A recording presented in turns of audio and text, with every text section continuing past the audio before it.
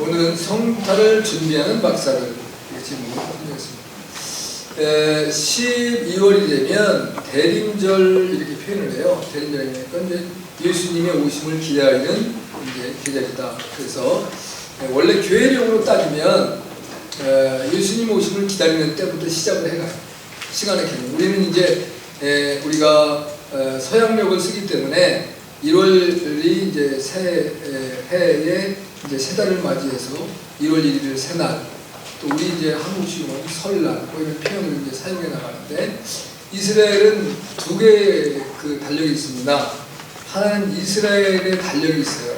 이스라엘의 달력은 그 이스라엘은 그 절기를 태음력으로 따라서 살아가요. 우리에도 음력이 있잖아요. 우리가 이제 음력은 이제 이 도시 사람들은 자주 사용을 안 하지만, 나이가 드신 분은 또 음력은 24절기가 있어요. 15일씩으로 나눠서. 그럼 이제 12개월인데 그 한 달에 절기가 두 번 들어가요. 그래서 24절기고, 농사를 짓는 사람이나 또는 이제 고기를 잡는 어부들은 이 이제 그 절기를 그 태음력을 굉장히 소중히 여겨요. 그거에 따라서 바다도 이제 조금살이라는 표현을 쓰잖아요. 밀물과 썰물의 때를 알아가지고 언제 고기들이 들어오고 언제 고기를 잡아야 되고 이걸 알고, 농사 짓는 분들은 어떤 때에 이제 논에 이제 거름을 주고, 또 논에 이제 그 풀을 뽑아주고, 또 이제 이런 모든 것들을 다 그런 절기로 따르거든요. 그래서 이스라엘은 그 이스라엘 민간력이 있고, 또 하나는 종교력이 있어요.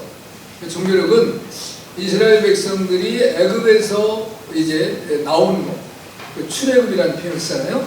이제 그때가 이제 니산월 14일인데, 그 니산월 1월로 잡아서 1월 14일입니다. 그러나 유대인들이 쓰는 달력은 그때가 7월이에요.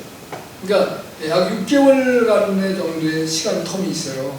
근데 그 이스라엘, 그래서 어떤 때는 아니 근데 그 니산월 1월 14일은 6월절은 1월 14일인데 유대력으로는 1월이 아니고 7월이네. 그건 유대력으로 맞기 때문에 종교력으로 쓰질 않았어요. 그러니까 이제 우리나라에도 그 뭐 이제 불교는 뭐라고 따져요? 불기 맞죠? 불기 해가지고 이제 불교의 석가탄신일로부터 시작해서 그걸 따져요. 그 다음에 이제 우리 그 이제 그 우리나라의 단군교를 믿는 단기 해가지고 이제 단군 시조가 시작된 때부터 이제 날짜를 따져가요. 근데 이제 우리는 기본적으로는 그냥 다 로마력에 따라서 이제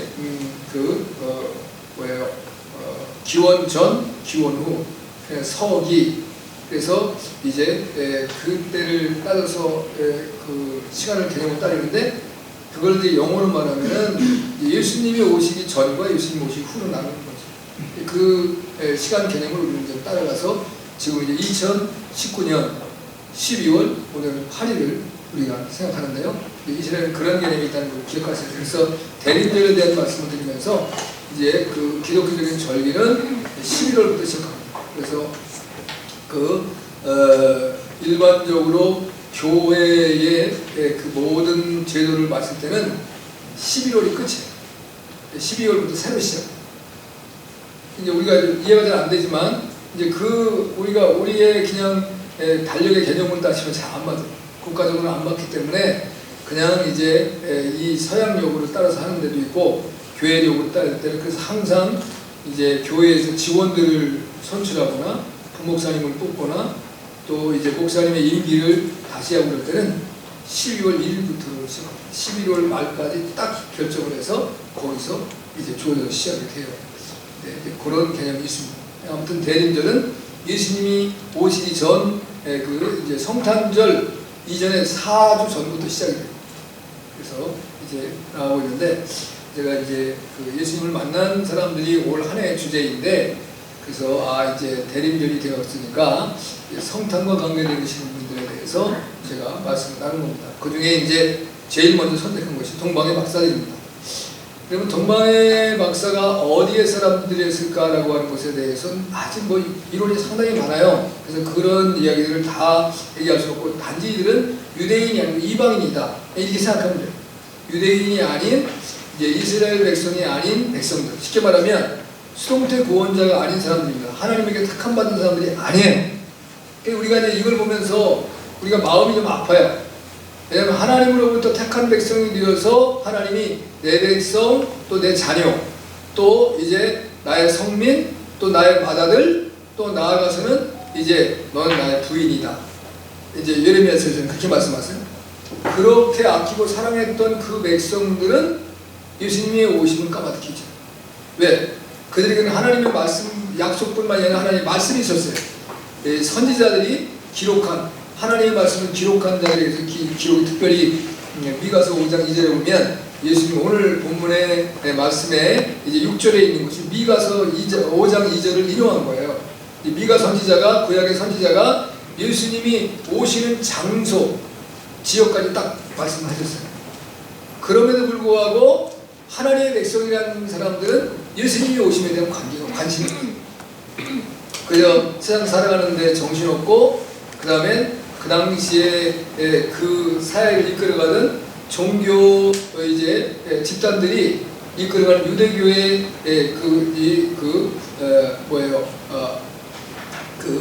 관원들이라고 하는 또 이제 대제사장들과 그 공회라고 하는 공회원들 중심의 종교적인 생활을 하고 만 하나님에 대한 관심이 없는 그 죄악된 세상에 하나님께서 빛으로 오시며 구원의 영광으로 오신 그 주님을 기다리고 사모하지도 않아요.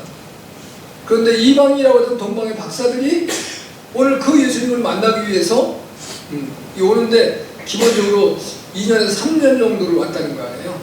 동방에 그 당시에는 뭐 이제 그 교통수단이 지금같이 좋지가 않으니까 별이 오면 예를 들어서 별을 따라오는 건데 오다가 별을 잊어버리면 헤맬 것이고 별이 이제 또 이제 멈추면 멈출 것이고 이스라엘 백성들도 하나님의 임재가 두 가지로 나타났잖아요. 하나는 불과 하나는 구름으로 나타났어요.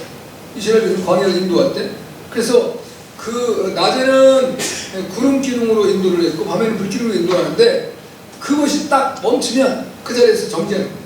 더 이상 움직이지 못합니다. 하나님의 인도를 받아야 됩니다. 하나님의 임재 속에서 하나님이 함께하는 그런 세키나 영광의 놀라운 능력을 따라서 움직여야 되기 때문에 그 머물렀단 말이에요. 동방의 박사들은 별을 바라보고 별 중심으로 가는데 그 별이 멈추거나 아니면 그 구름이 끼거나 또 낮에는 또 별이 안 보일 수 있잖아요. 그러면 별 따라오려면 언제 움직여야 돼요?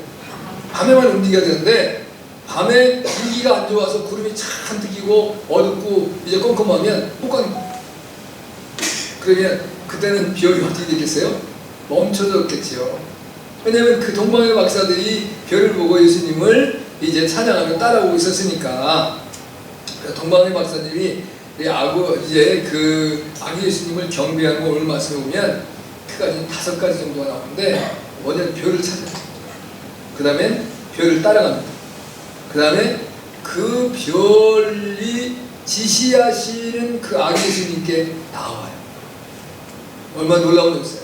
그 다음에 그 아기 예수님께 경배를 드립니다. 그리고 마지막으로는 이제 오늘 12절 말씀에 보면 하나님의 말씀에 순종해요. 자, 이 동방의 박사들이 예루살렘으로 왔어요. 별을 잃어버렸어. 별을 찾아오다가 별을 잃어버렸어요. 근데 예루살렘으로 와가지고 적어도 이게 이 유대의 왕으로 오실 분이라고 한다면 왕은 어디로 가셔야 돼요? 왕궁으로 가야 되잖아요. 왕궁은 어디에 있어요? 대개 나라의 수도에 있어요. 수도. 저 변방의 어떤 시골 마을에 이제 왕이 계시는 것이 아니고 왕은 국가의 중심지에 모든 이제 정치, 경제, 문화, 교육, 종교, 역사의 중심지에 왕이 계시는 거죠. 그러니까 이스라엘은 예루살렘의 왕이 계셨기 때문에 그 예루살렘으로 왔어요. 왔는데 예루살렘에 왕이 있어요? 없어요? 이스라엘 왕이 있어요. 누가 있어요? 헤롯이 있어요. 그런데 여기 이제 별을 따라오다가 별을 잃어버렸습니다. 그랬더니 이 헤롯이 정신이 없는 거예요. 그 다음에 종교 지도자들이 지금 당황한 거예요. 백성들이 지금 이제 혼미해진 거예요. 뭐야? 이게 무슨 일이야? 어머나? 큰일 났네? 이게 그래서 소동했다라는 표현. 어떤 사람들은 정말 우리를 자유케 하실 우리를 구원하실 그분이 오셨나 봐 라고 하는 사람도 있었을 것이고, 어떤 사람은 아니 저 이방인들이 와가지고 왜 우리를 혼란하게 만들어? 나를 어지럽히고 있는데? 뭐 다양한. 그 다음에 이제 공회원들 중에서도 우리가 니고데모 같고 또 이제 그 아리마다 요셉 같은 이 훌륭한 이제 공회원들은 메시아의 오심에 대한 기대가 분명히 충만하게 있었겠죠. 그러니까 공회원들 가운데도 설왕설래였을 것이고, 다양한 문제로 국가가 수록했다는 것입니다. 그것이 이제 오늘 이야기를 나누는 것이에요. 그래서 이제 이 동방의 박사들이 별을 따라서 고향을 떠나 끈질기게 찾아왔다는 것이 너무 감사하고, 그래서 예수님께서 이제 이 땅에 오신 것에 대한 증거가 하나님의 말씀으로 기록되어서, 우리는 오신 예수님을 만나지 못했지만, 초림의 예수님을, 아기로 오신 예수님을 만나지 못했지만 말씀을 통해서 그 예수님을 만날 수 있는 은혜를 얻게 하신 것에 대해 감사. 그리고 이제 우리도 이제 유대인이 아니고 이방인 그리스도인 된 자들이잖아요. 우리가 이제 유대에서나 밖에 사람들인데 이제 복음이 우리에게 들어와서 우리가 예수님을 나의 구주로 영접하고 구원받은 백성이 되었단 말이죠.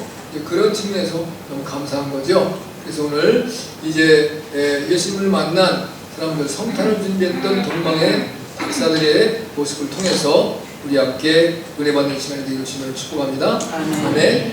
첫 번째는 집에 들어가서 아기를 보았다. 11절 말씀입니다. 시작. 집에 들어가 아기와 그 모친 마리아와 함께 있는 것을 보고, 거기까지. 자, 이제 그 아기니까, 아기가 탄생한 아기니까 이제 예수님이 지금 이때 나이가 뭐 1살이나 2살 정도 됐겠죠. 그렇죠? 한 3년이 걸려서 왔으니까. 그러면 그때 아기는 누가 하고 있어야 돼요? 엄마하고 있어야 돼요. 엄마. 그러니까 아기가 됐는데 엄마하고 함께 있지 못하는 사람은 불행합니다. 요즘엔 참 이 세상이 살기가 힘들었다고 하는 게 뭘 느껴지냐면, 엄마가 아기를 못 봐요. 왜? 돈 벌어야 돼서. 그 아기는 어디 갖다 맡겨요? 다른 사람한테 맡겨요. 놀이방에다가. 아니면 또 뭐예요? 그 어린이집. 여기다 갖다 아기를 맡기는 거예요. 그냥 이게 얼마나 불행한 사람이에요. 근데 이제 맡길 수 있어도 그래도 그분들이 보살펴줄 수 있는 사람은 행복한데, 그것도 안 되는 사람은 어떻게 해야 돼요? 아기를 집에다가 어떻게 가둬놓던가 띄워놓고 이제 자기 직장에다 돈을 벌어야 된다니까요. 제가 저하고 같이 이제 나이는 저보다 어렸는데 그 같이 목사가 된 이제 목사님이 한 분 계세요. 근데 이분이 이제 원당이라는 그 일산 옆에 원당이라는 데가 있어요. 거기에서 개척을 했어요, 교회를. 근데 개척을 했는데 이제 한 번 그 목사님을 보러 한번 갔어요. 목회가 초창기에 열심히 한다고 그러고, 그래서 내가 가봤더니 그 애들을 자기가 어떻게 했냐, 이 교회를 개척하는데 교회를 아는 사람도 한 사람도 없고 전도를 해야 되겠는데 아기를 가지고 전도를 할 수가 없는 거예요. 그래서 아기를 집에다가 밥상다리에다가 묶어놓고 그래 문을 잠그고 갔다. 야, 눈물이 나오네. 주님을 이렇게 사랑한 거예요. 그 아기 얼마나 밝히겠어요. 그런데 아니 교회를 개척을 해놨는데 건물 새로 얻어놓고 교회 나는 건데 어떻게 했어요? 전도를 다녀야죠. 그래서 아기를 발을 그 상다리에다 물어놓고 이제 식탁이 요즘에는 이제 앉는 게 아니라 이렇게 그 입식 식탁이잖아요. 거기다 묶어놓고 다녔다. 그래 문을 잠궈놓고. 야, 얼마나 대단한. 그 이제 내가 하나님의 사명 때문에, 또 제 동기 중에 또 한 친구는 결혼하는데 아기를 안 낳은 사람이 있어요. 왜? 애를 키우느라고 주의 일에 지장이 될 것 같아서 그 부분은 아기를 안 낳기로 약속을 했대요, 결혼하면서. 이야, 그래서 그런 분들을 만나면 내가 이렇게 작아지는 거야. 아, 어떻게 저렇게 주를 위해 헌신할 수 있을까? 뭐 대단하시더라고요. 근데 감사하게도 예수님은 어머니와 함께 있었어요. 할렐루야. 그러니까 우리의 삶도 사실 내가 자녀를 낳으면 어머니가 자식과 함께 있어야 돼. 아멘. 그래서 오늘 이 동방의 박사들은 예수님을 만났습니다. 어린 아이지만 그 아이가 뭐 예수님이 이제 하나님이 인간의 몸을 입은 것이지만 그러나 그는 어린 아이가 하나님의 신적으로 볼 때는 하나님이시지만 육적으로 볼 때는 아이란 말이에요. 근데 그 아이를 그 예수님을 만나는 놀라운 축복을 얻은 거예요. 여러분, 자, 간절히 사모하는 자에게는 그 사모함의 역사를 이룰 수 있는 축복을 하나님 주시는 거예요. 이들은 이방인들이었음에도 불구하고 그 하나님의 예수님 그리스도 메시아를 만나려고 하는 간절한 기대와 간구가 있었으니까 2년 3년이나 되는 그 고통스럽고 힘겹고 어려운 길에 경비를 얼마나 가지고 왔는지 모르죠. 그리고 나중에 예수님께 예물을 드리잖아요. 가장 값진 거, 아무리 힘들어도 값진 것은 내가 주님께 드리려고 준비한 건 쓰지 않아요. 왜? 주님께 드려야 돼. 그분을 만나는 것도 소중하지만 그분을 그분답게 이후에 드려야 돼요. 그러니 얼마나 그 생활이 힘겹고 고통스럽겠어요. 우리가 자녀들이 가끔 아이고 저도 좀 밖에 나가고 살고 싶어요. 저도 집으로 가고 밖에 있고 싶어요. 그러면 부모님이 뭐 돈도 없지만 자식한테 뭐라고 말해요? 야, 집 나가면 생고생이다. 여러분은 개고생이라고 해요. 저는 생고생이라고 하는데 하여튼 그러면 개가 집 나가면 고생해요? 내가 볼 땐 개가 집 나가면 바람나. 개는 집 나가면 바람나. 근데 하여튼 뭐 개도 집 나가면 고생하는지 모르는데 하여튼 집 떠나면 고생해. 부모님 품에 있을 때가 제일 행복한 거예요. 이제 부모님의 보호하심과 다스림을 줄 때가 행복한 거예요. 우리 자녀들 지금이 너무너무 행복한 거예요. 행복을 누리세요. 불평하지 말아요. 그리고 여러분들이 여러분의 삶이 되었을 때 최선을 다해 살아가세요. 그 지금의 누린 행복과 기쁨을 풍성하게 누려서. 근데 부모님이 되어 있을 때 불평이 나고 원망하는 사람 나가면 행복할 것 같으죠? 천만에 더 고통스러워요. 부모님이 있을 때 정말 행복을 누리고 기뻐하는 사람이 나가면 여러분의 삶에 행복한 삶을 살아갈 수 있는 원동력과 힘이 되는 거예요. 아무튼 예수님을 만났다라는 것이 너무너무 놀라운 축복입니다. 그런데 우리들의 형편은 어떻습니까? 예수님을 믿는 사람이나 믿지 않는 사람이나 제가 언제예요? 우리 어머니 이제 차가 2주 전인가 봐요. 그런데 벌써부터 극동방송에서도 성탄에 대한 찬양 그리고 주변에 크리스마스 추리가 쫙 걸리더라고요. 그런데 아니 저렇게 나름대로 외형적으로 주님을 바라보려고 하는 그러한 모습도 소중해요. 근데 정말 메시아시요 그리스도시요 하나님이시요 나의 구원자 되신 예수님을 만나려고 하는 그러한 마음이 있는 거냐? 아니면 그냥 형식적이고 절기가 되고 때가 되었으니까 크리스마스의 분위기를 살리려고 하는 거예요. 이런 개념을 우리가 살펴봐요. 정말 이제 초림에 오셨던 주님은 초림으로는 안 오시겠지만 내가 다시 오겠다.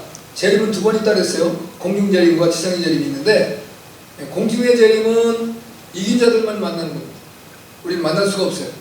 왜냐하면 이제 천연왕국이나 이 지상에 이제 하늘로 오질 않고 그 영원한 하늘로 오시기 때문에 그 공간을 우리가 볼 수가 없어요. 근데 나타나는 입증과 증거들이 있다 이거. 근데 그걸 알 수는 없어요. 알 수 있는 건 딱 하나예요. 이스라엘 백성들이 회개하고 주기로 돌아오는 거예요. 또 하나는 이제 유럽 연합 국가와 이스라엘이 7년 평화 조약을 맺는 사건이 나타나면 예수님 공중재림 하셨구나 라는 걸 느끼셔야 돼요. 지상재림은 이제 살아있는 사람들은 다 볼 거예요. 그러니까 재림의 주님을 사모하고 기다리는 마음이 있어야 돼요. 할렐루야. 이 동방의 박사들이 몇 명이냐? 오늘 본문에 나오는 건 몇 명으로 나와요? 3명으로 나오잖아요. 그래서 어떤 사람들은 4명이 올 것이다. 한 사람은 이제 알타반이라는 사람인데 오다가 뭐 이제 여러 가지 바쁜 일과 이런 일을 해서 함께 이제 동행하지 못하고 중간에 떨어지게 됐는데 오면서 가지고 있던 그 모든 경비와 돈들을 주변에 가난한 사람, 불쌍한 사람, 어려움 당한 사람, 병든 사람들을 돌봐주고 오다 보니까 이제 실제적으로 나중에 늦게 와보니까 자기는 아무것도 없어. 예수님께서 이렇게 있는 게 아니라 자기는 남루한 이제 거림같이 되었는데 그때 주님이 자기를 찾아오셨다는 거 아니에요? 이제 그런 이제 그 전승이 내려오지만 또 하나의 그 이제 고대의 동방정교의 기록에 보면 이 동방의 박사들 12명이었을 것이라는 얘기가 나와요.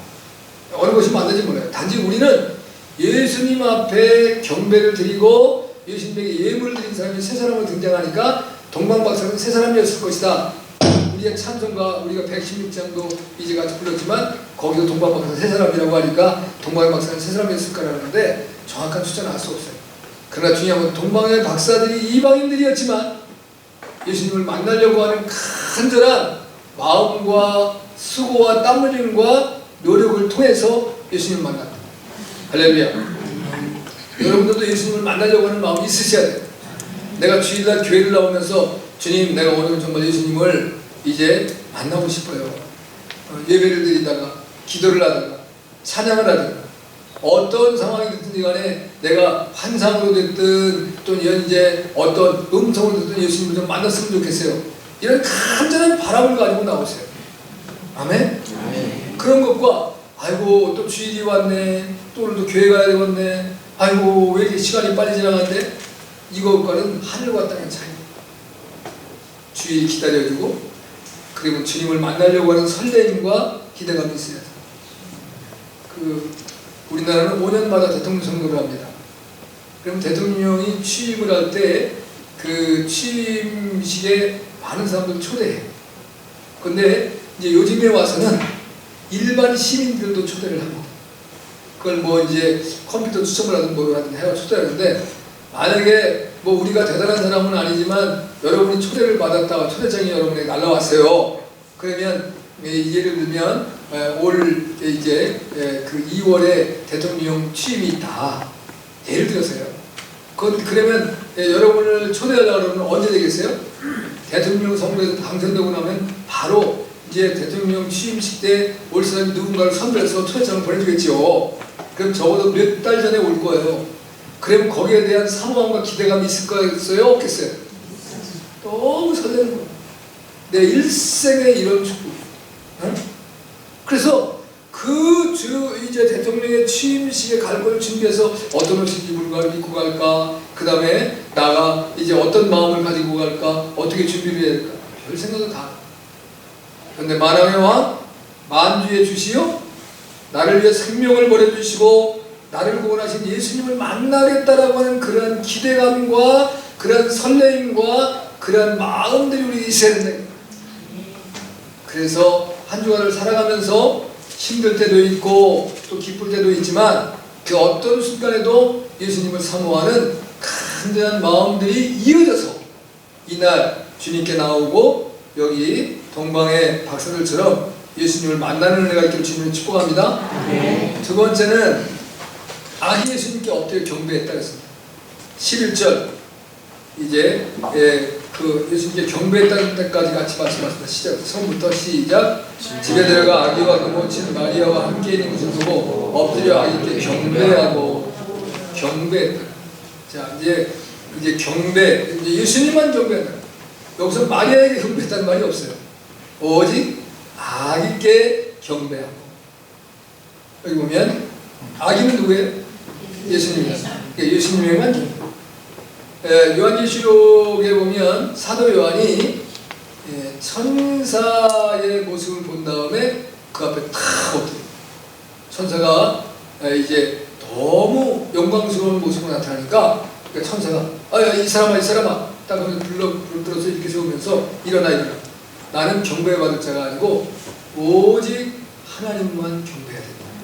할렐루야. 자, 우리가 이제 가끔 우리의 마음을 아프게 하는 것 중에 하나가 선거 때 보면 대통령이 됐든 국회의원이 됐든 선거에 출마를 하신 분들이 방송에 보여줄 때가 있어요. 그러면 그 중에 기독교인들이 있어요, 없어요? 있어요. 근데 기독교인들이 이제 기독교인만 찾아다녀요? 전 국민을 찾아다녀요? 그럼 교회만 와요? 절에도 가요? 절에 가면 어떻게 해요? 그 스님 앞에서 같이 합장을 하고 예를 올리더라고. 그래서 저거 왜 하는가? 차라리 정치를 하지 말지. 그건 배교의 행위는 경배는 누구에게만 해야 된다? 하나님께. 예수님께만 경배를 드려야 되는데, 내가 세상에 권력을 얻으려든 아니면 이제 재물을 얻으려든 내가 명예와 인기를 얻으려든 내가 취하는 걸 얻기 위해서 예수님이 왜 그 어느 것을 경배하면 안 된다. 근데 여기 오늘 동방의 박사들은 이방인들이었음에도 불구하고 예수님께 경배. 자, 열왕기하 5장에 보면 아람의 군대장관 나아만이 문둥병에 걸려가지고 고통을 받다가 이제 아람의 왕이 이스라엘 왕에게 친서를 보내잖아요. 내가 총애하고 아끼는 내 부하가 지금 문둥병에 걸렸는데 당신 나라에 보내오니 이 사람을 치료해서 보내주시오. 그러니까 왕이 지금 나단이 났어요. 저게 아람이 우리나라를 쳐들어오려고 지금 시비거리를. 아니 문둥병을 뭔 주로 고쳐? 내가 이스라엘 백성들 문둥병을 뭐로 왔다 그랬어요? 하나님의 저주로 온 건 하나님의 저주를 내가 뭘로 막아? 그때 그 소리 듣고 이제 누가요? 누가? 엘리사가 누구한테 말해요? 자기 좀 게하시에게 말하죠. 그래서 오라고 그래라. 왕 걱정하지 말라고. 그러면 내게로 오라고 그래라. 그래서 그 이제 나아만의 문둥병 고침받아요? 못 받아요? 받아요. 요단강에 7번으로 나와서 받아요. 그 다음에 이 나아만이 뭐를 합니까? 예물을 드려요. 근데 엘리사가 말합니다. 예물을 받지 마라. 지금 예물을 받을 때 나라가 위기에 빠져 있고 또 우리가 고난에 빠져 있는 이 상황에서 무슨 예물을 받아요? 하나님께만 영광을 돌리고 하나님의 긍휼을 기다려요. 근데 게하시가 어떻게 해요? 욕심 때문에, 탐욕 때문에 자기 주인 몰래 가가지고 나아만에게 이제 그 하나님의 선지생도 둘이 왔는데 너무 어렵고 힘겨워서 그들에게 필요한 왼토의 2벌과 이제 금덩이와 한 덩이 주시오. 을을 가지고 자기 집에 가서 감춰요. 사실은 선지생도를 주려는 거예요. 자기가 이제 슬쩍 하려는 거예요. 자기가 슬쩍 하려고. 근데 그걸 누가 알았어요? 엘리사가. 그러니까 엘리사가 보진 않았지만 하나님이 깨우침을 줬어요. 그 나아만의 문둥병이 게하시에게 들어가고 대신 이제 예물을 받지 않았을 때 나아만이 뭐라고 말합니까? 내가 이스라엘의 땅을 흙을 이 나귀 2마리의 식구가 또 주세요.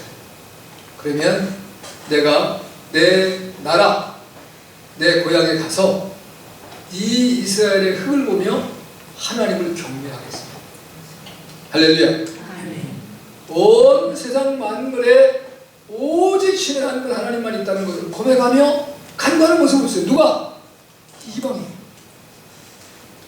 여러분, 저와 여러분은 이방이었다가 이제 구원받은 하나님의 백성이 되었어요.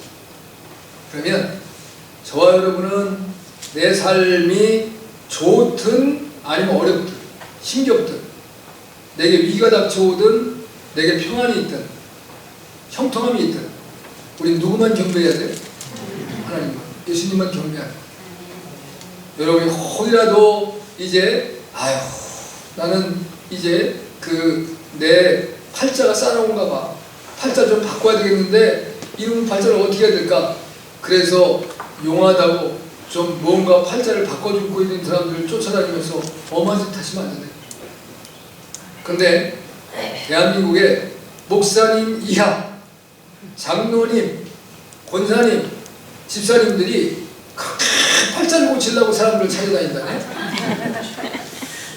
저는 시내버스를 가끔 탈 때가 있어요.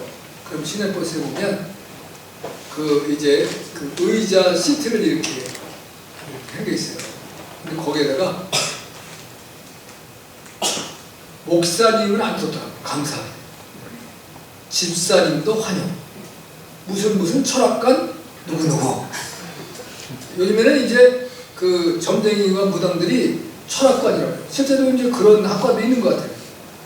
그래가지고서는 이제 집사님도 환영. 그게 뭐예요? 집사님이 잘 다닌다는 거 안 됩니까? 잘 다니니까 환영하겠지, 안 다니면 환영하겠지. 옛날에는 무당이 굿하다가 예수님을 믿는 사람만 오더라도 구슬 못했어요. 신이 안 내렸어요. 근데 지금은 우리의 믿음이 다 떠난 것 같아. 그러니까 이제 점 보는 사람도 오히려 환영 안 돼. 오라고. 이게 전개가 안 나와야 되는데 이게 잘 나오니까. 그러니 제가 여러분한테 어느 교회라고 말을 안 하겠어요. 대한민국에서 유명한 교회.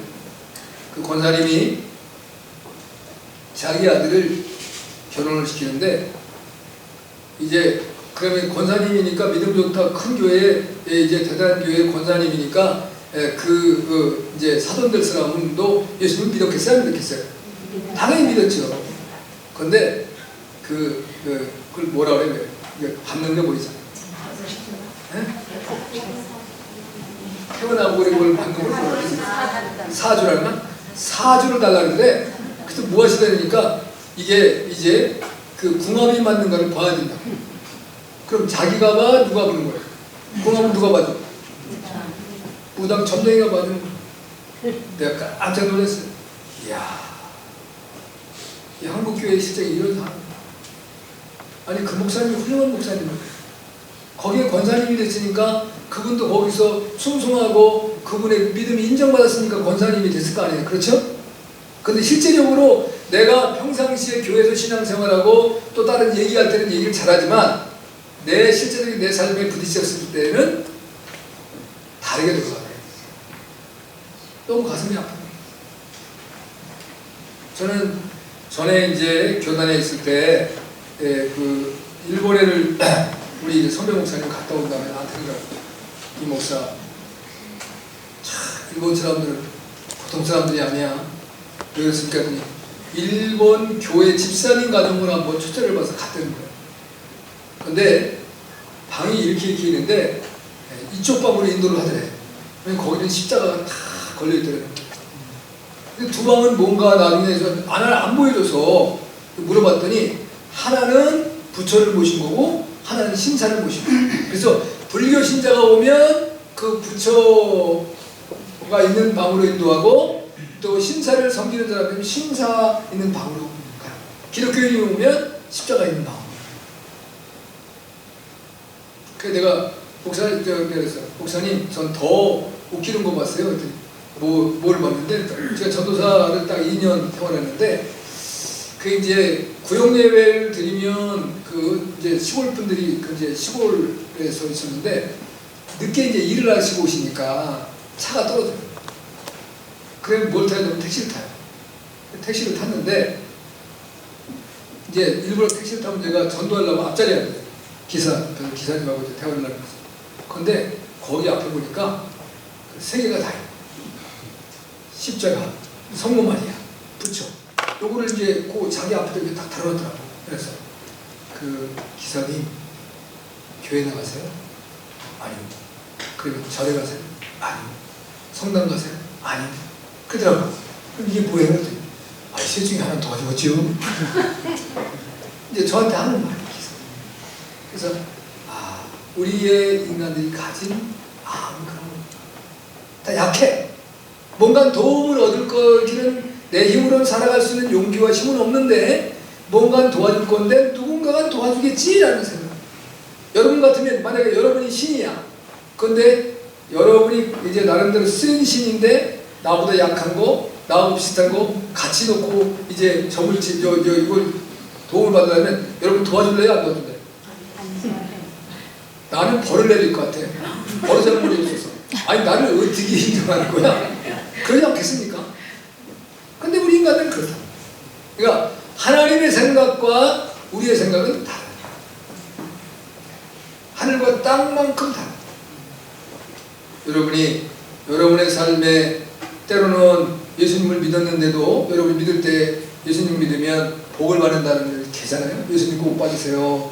예수님 믿고 복 받으세요. 전도한테 이렇게 하잖아요. 그 복은 구원의 복이에요. 천국을 가는 복을 얘기하는 거지. 이 땅에 우리가 살아가는 세상 쪽에서 잘 되는 복에 대한 개념, 그것도 잘 돼야 돼. 근데 그건 부차적인 문제예요.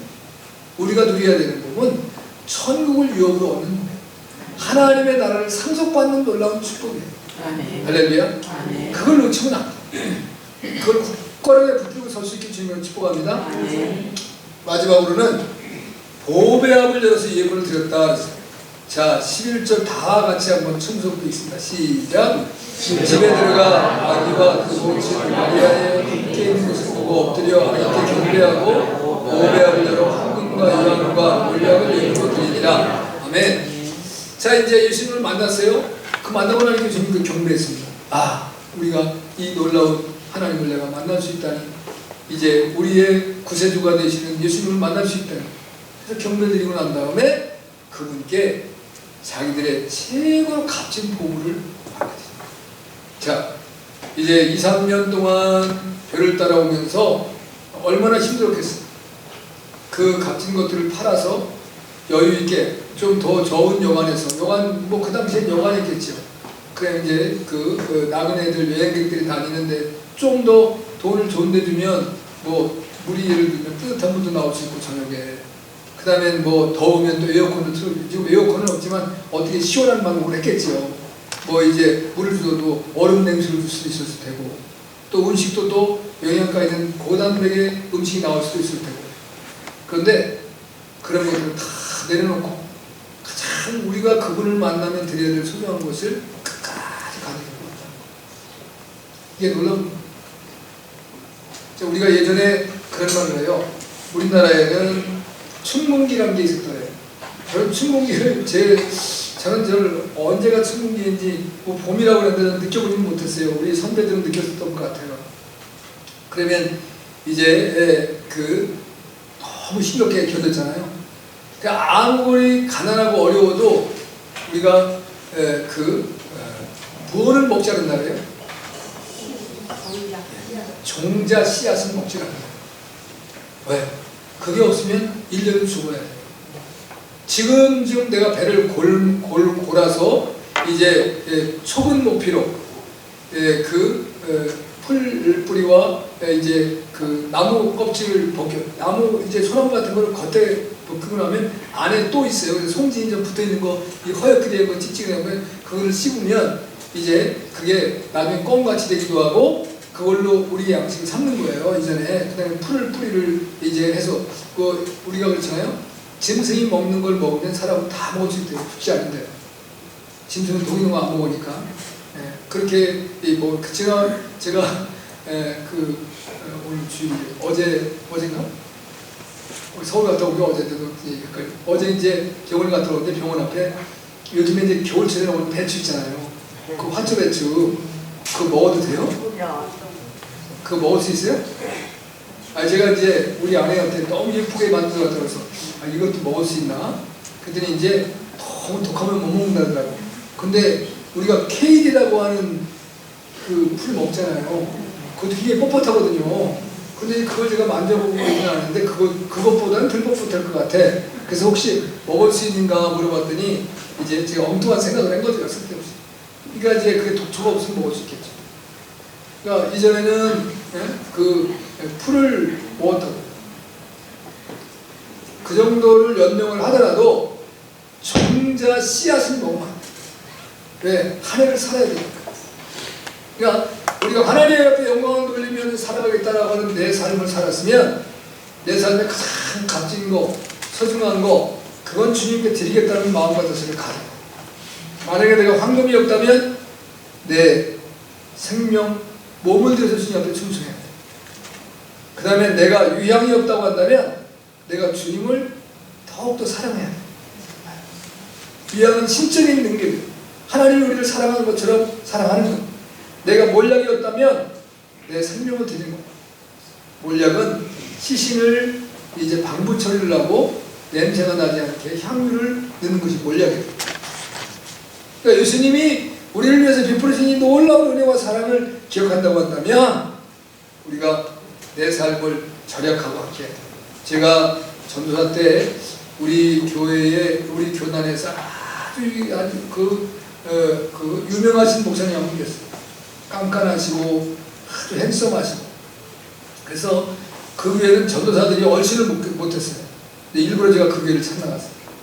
근데 이제 그 목사님이 수원에 있는 교회인데 이렇게 예배를 다 마치고 이제 나를 집으로 초대를 하더라고. 전도사님 나와서 식사하시죠. 거기 전도사로 있던 사람들은 나하고 같이 가서 밥 먹을 때 가도록가. 담임 목사가 무서워서 도망가. 나하고 둘이 들어가서 밥을 먹었어.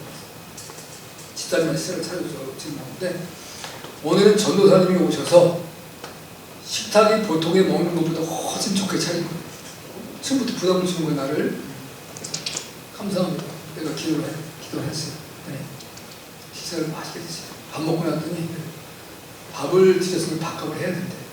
밥값을 뭘로 하면 되겠습니까? 우리 교회에 와갖고 고쳐야 될 점 3가지를 얘기해. 내가 처음 가서 한 번 딱 드린 건데. 그래서 아니 제가 이제 전도사고 이제 뭐 목회 경험도 이제 미천하고 그런데 어떻게 더군다나 이 하늘 같은 선배 목사님의 교회에 뭘 지적하겠습니까? 아니야. 나는 늘 있는 거니까 못 보는데 밖에서 왔으니까 더 잘 보일 수 있으니까 얘기를 해달라. 내가 가봤더니 몇 가지 문제가 있었어요. 그래서 그러면 그냥 제가 본 그대로 말씀드리겠습니다. 했더니 웃으면서 좋다고. 첫 번째 딱 얘기했더니 그건 뭐 때문에 안 된대. 그럼 나한테 뭐라고 얘기를 하는 거야. 그럼 두 번째 근데 그것도 뭐 때문에 안 된대. 세 번째 그것도 뭐 때문에 안 된대. 그거 내가 황당스럽잖아요. 당황스럽잖아요. 그걸 얘기하려고 하니까 아니라 그분이 그날 한 설교를 하시면서 딱 한 가지를 이제 제게 그래 정말 우리 믿음의 사람들은 그래야 되겠구나. 이걸 한 가지 오는데 뭔 얘기를 하냐면 여러분 우리가 누굴 도우려면 그냥 도울 수가 없다. 내 걸 희생해야 내가 절약하고 아껴야 도울 수 있다. 그러면서 이제 그 얘기를 사실 돕는 얘기보다는 뭐냐면 왜 이렇게 여러분은 양턱머리가 없어 이러더라고. 그냥 뭔 얘기했더니 여러분이 물건을 살 때 기왕 살 거를 우리 교회 집사님이 하는 가게에 가서 사야지 왜 딴 데 가서 사냐. 거기가 비쌀 수도 있다 이거야. 그래도 내가 우리 교회 같은 믿음의 형제를 돕는다는 모습으로 거기를 가야지. 아니 멀리 차 타고 가서 싼 데 간다고 딴 데 찾아가서 그걸 사냐? 당신들은 양턱머리가 없다 이러더라고. 이야, 그러니까 여러분 내 거를 소중하게 여기고 아껴서 내가 어떤 우리 집사님 중에서 어렵게 사시는 분이 장사를 시작했어. 음식점을 냈어. 음식에 맛도 없어. 음식을 잘 해보지도 않아서. 근데 이거는 살 길이 없어. 누군가가 그래도 이걸 해보라고 해서 했는데 아이 그 집 가니까 맛도 별로 없는데 이제 밥값만 비싸더만. 그래서 안 가는 게 아니라 그렇다고 해서 그 집에 가서 식사를 해줘야 된다는 거예요. 내가 그 사람을 도와줘야 된다. 세워야 된다. 그리고 노하우를 알려주는 거예요. 어떻게 음식을 맛있게 만들고 내가 보니까 맛은 있는데 근데 이렇게 하면 더 좋을 것 같아요. 그 다음엔 또 이제 사람들을 소개해주고 이렇게 해야 된다는 거죠. 주님 앞에도 마찬가지고 주님께서 이루는 것도 마찬가지고 우리가 믿음의 형제 가운데 사람을 이렇게 나누는 거예요. 제가 이제 음식에 대한 얘기를 했지만 모든 분야에 마찬가지예요. 이왕이면 여러분이 어떤 일을 하든지 그 일에 하려고 한다면 믿음의 형제를 돕는 그런 데서 살아. 할렐루야. 내가 갇힌 것 아껴서 주님께 먼저 드려야 되지만 이제 믿음의 형제들에게 나눌 수 있는 그런 은혜가 있어요. 오늘 동방의 박사들이 예수님을 간절히 사모하고 또 찾아오고 애쓰고 노력해서 예수님을 만나고 그 만난 예수님을 경배드리고 그분께 가장 값진 것을 드린 것처럼 여러분도 주님 앞에 그렇게 아름답게 쓰임받고 살아갈 수 있는 우리 교회 모든 성도들이 주님을 축복합니다.